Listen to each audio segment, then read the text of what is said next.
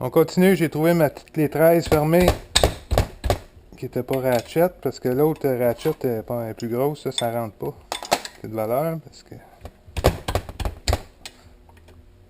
ça vient des coups de clé.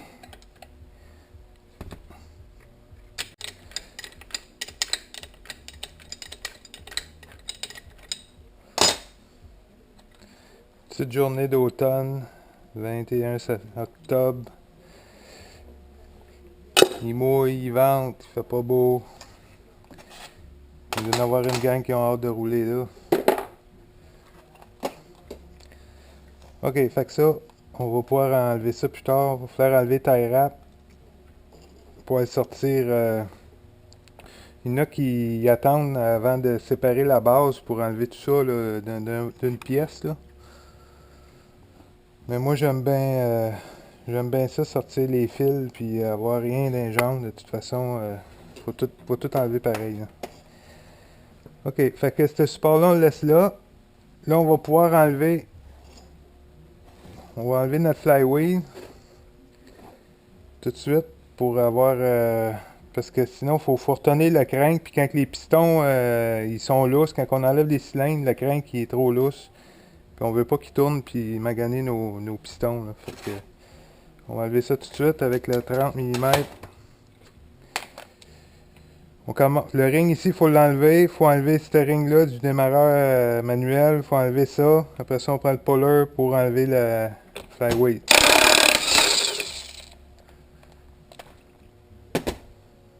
Ceux qui ont peur des impacts sur les cranks, là, moi j'ai ma théorie là-dessus. Là. Il y en a qui trouvent ça criminel, là, mais ça fait 20 ans que je fais ça et j'ai jamais eu de problème avec ça. C'est sûr que quand on n'en a pas, c'est plus facile de dire que c'est pas bon de servir de ça, mais ceux qui en ont, ils s'en servent. Moi, à toute fois, je vois chez les dealers, j'entends les impacts en arrière dans le garage. Fait que ça doit être parce que c'est pas si pire que ça. Avec tous les impacts qu'il y a à chaque explosion là, qu'il y a d'un piston, là, je pense que c'est un petit peu plus dommageable qu'un petit impact sur un petit filet. Là.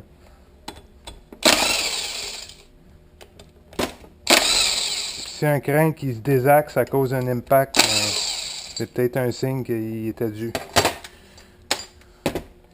Fait qu'on enlève notre ring de démarreur. On peut mettre ça en quelque part avec la noix. Pas trop séparer nos morceaux. Après ça, on va enlever l'extérieur. Ça, c'est ça qui tient le démarreur manuel que j'ai laissé sur la motoneige là-bas. Ça aussi, là, vous pouvez marquer ça en cours de route. Parce que ça, on peut le mettre à plusieurs positions, là, puis des fois, on se demande toujours où ce qui était. On peut se fier aux marques, là. Il y a des marques toujours laissées, là, quand on le démonte, on va voir à l'intérieur, il y a des marques, mais si on se fait une ligne, c'est encore plus simple.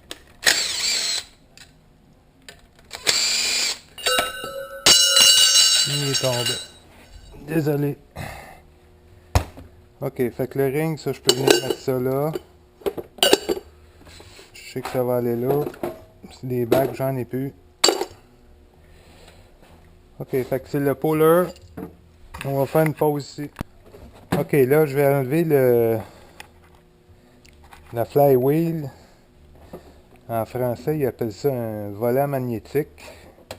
Fait que ça prend un puller comme ça, à 3 pattes.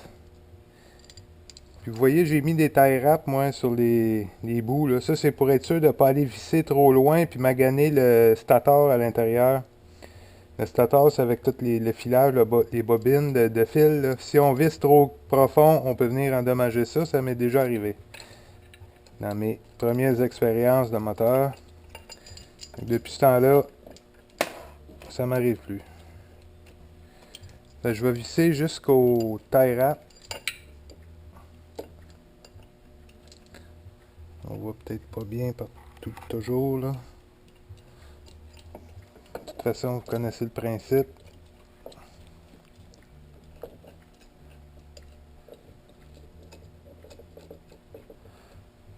Fait que je m'ajuste comme ça me donne grosso modo.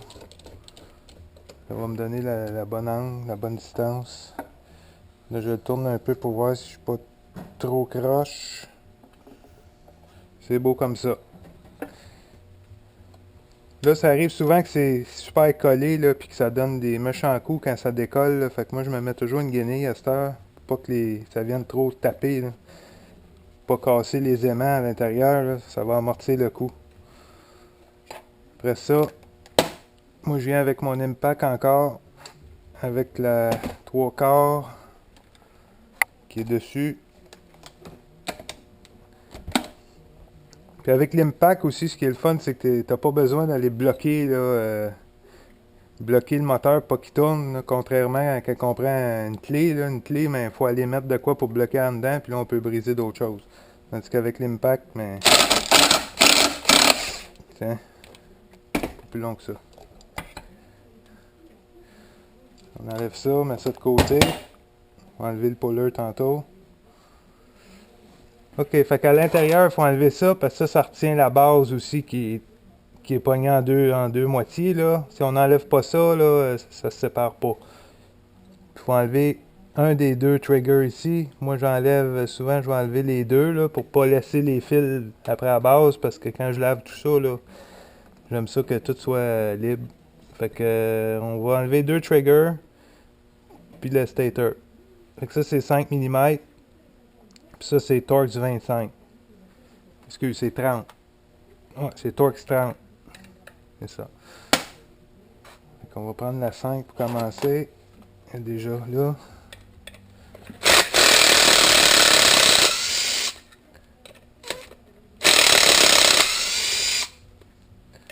Toujours s'assurer qu'on est au fond avec ces outils-là. Là. Ceux qui ne seront pas habitués d'utiliser ça. Là.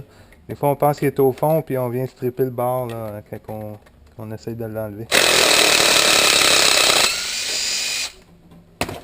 Là, on va se prendre un autre bac, si on en a un.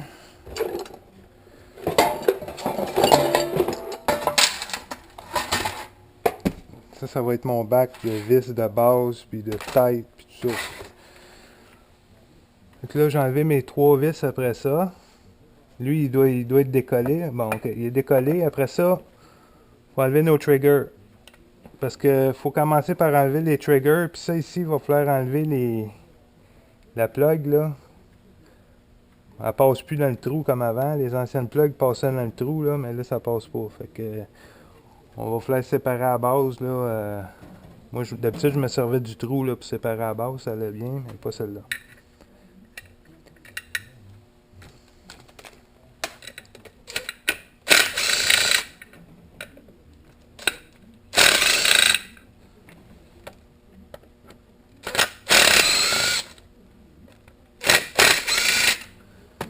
Vous voyez là le fil vert?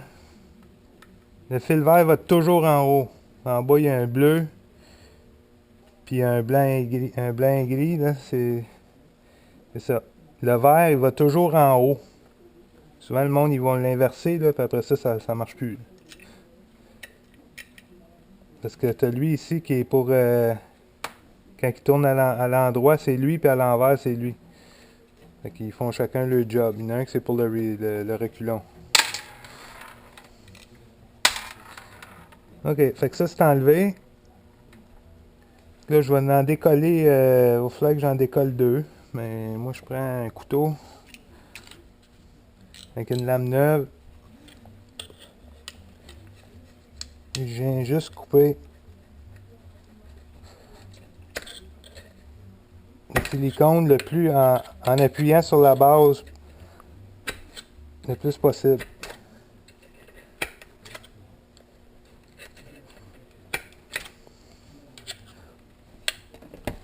On va le tourner sur le côté un peu.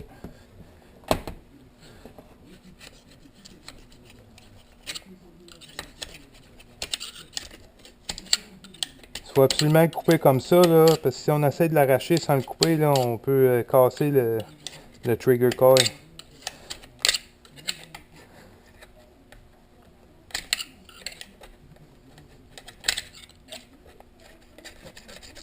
Il reste un petit bout là. Ok. Donc, un coup qu'il est coupé le plus loin possible, là on peut venir le brailler puis le décoller. Ok. Juste comme ça. Là, sont décollés. Ça, c'est décollé. Fait que là, on est prêt à déboulonner la base, puis ouvrir la base.